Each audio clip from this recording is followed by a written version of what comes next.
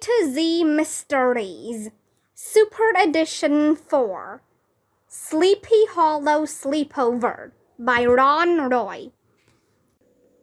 Chapter 11. Sure, kid, Hank said. You got a plan?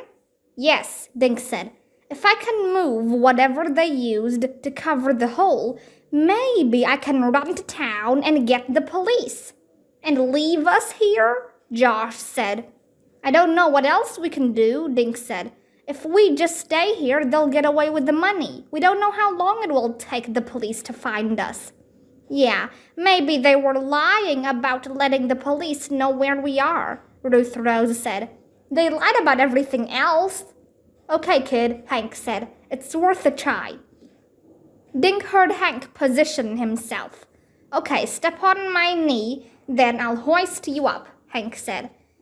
A minute later, Dink was standing on Hank's shoulders. Hank held Dink's hands so he wouldn't topple off. Dink felt like an acrobat in a circus. You okay? Hank asked. Dink licked his lips.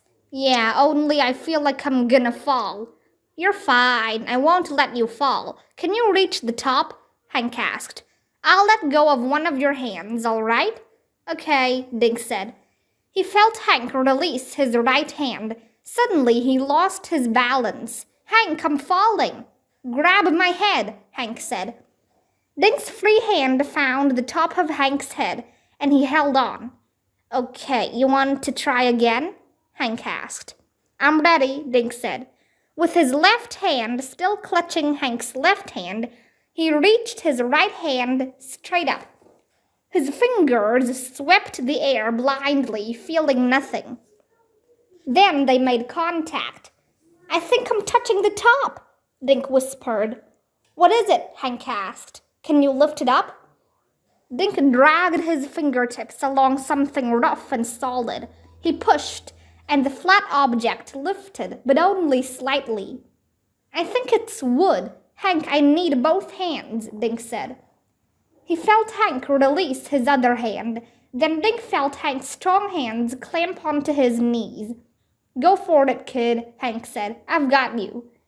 Slowly, Dink reached both hands over his head. He felt himself swaying in the dark, but when he had two hands pressing against the wood, he regained his balance. Dink steadied his feet on Hank's shoulders. He took a breath and slowly pushed upward with his hands. It felt like the thin plywood he, Josh, and Ruth Rose used to build a treehouse in Josh's backyard.